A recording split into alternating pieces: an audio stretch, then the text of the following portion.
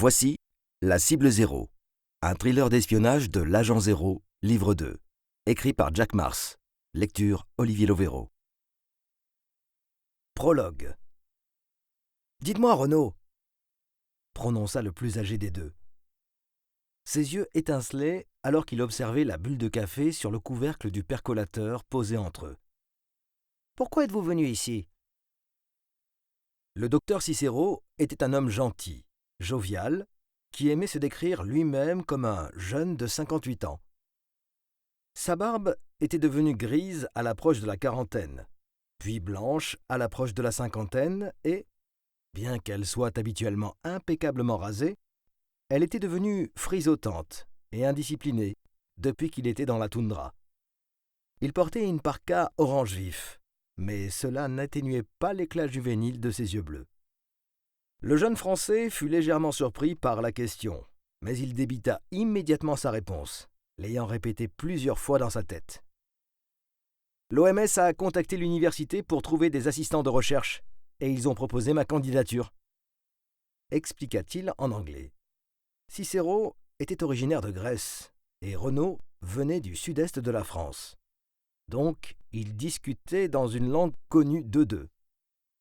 Pour être honnête, on a proposé à 2 autres personnes avant moi, mais ils ont décliné tous les 2. Pour ma part, j'ai pensé que c'était une belle occasion de... « Bah !» s'exclama le docteur. « Je ne vous demande pas votre cursus universitaire, Renaud. J'ai lu la transcription, ainsi que votre thèse sur la mutation à craindre de la grippe B. C'était plutôt bien écrit. Je dirais même que je n'aurais certainement pas fait mieux. Merci, monsieur. » Cicero eut un petit rire. « Gardez vos monsieur pour les salles de réunion et la collecte de fonds. Ici, nous sommes d'égal à égal. Appelez-moi Cicero. Quel âge avez-vous, Renaud ? » 26 ans, monsieur. Cicero. 26 ans, répéta pensivement le docteur. Il réchauffa ses mains à la chaleur du réchaud de camping. Et vous avez presque fini votre doctorat ? C'est très impressionnant.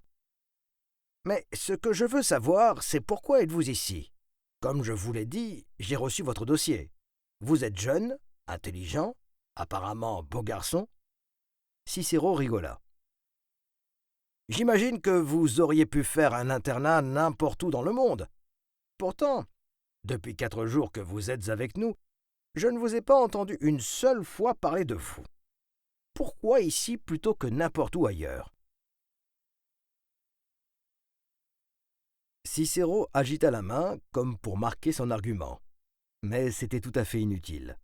La toundra sibérienne s'étendait à perte de vue dans toutes les directions, grise et blanche, totalement vide, sauf au nord-ouest où de basses montagnes s'allongeaient avec indolence surmontées de blanc. Les joues de Renaud virèrent légèrement au rose. « Eh bien, pour être tout à fait honnête avec vous, docteur, je suis venu ici pour étudier à vos côtés. » admit-il. « Je suis l'un de vos admirateurs.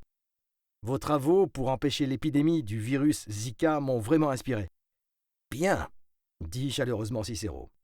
« Vous obtiendrez toujours tout avec la flatterie, à commencer par ce café corsé belge. » Il enfila une épaisse manique sur sa main droite, souleva le percolateur du réchaud de camping-gaz et versa le café fumant dans 2 mugs en plastique. C'était l'un des rares luxes qu'ils avaient à leur disposition au milieu de la nature sauvage sibérienne.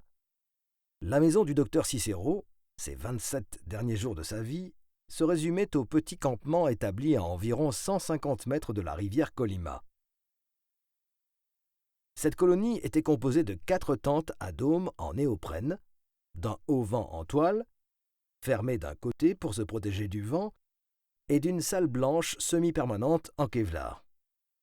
Pour l'heure, les 2 hommes se tenaient debout sous l'auvent de toile, se préparant du café sur un réchaud à gaz composé de 2 brûleurs, au beau milieu de tables de camping jonchées de microscopes, d'échantillons de permafrost, d'équipements archéologiques, de 2 ordinateurs résistants à tous les temps et d'une centrifugeuse.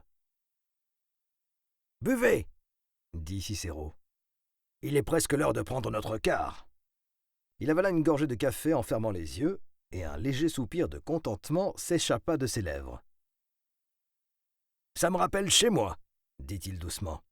« Avez-vous quelqu'un qui vous attend, Renaud ? » « Oui. » Nous espérons que vous avez apprécié cet aperçu. Pour continuer à écouter ce livre audio sur Google Play Livres, utilisez le lien dans la description de la vidéo.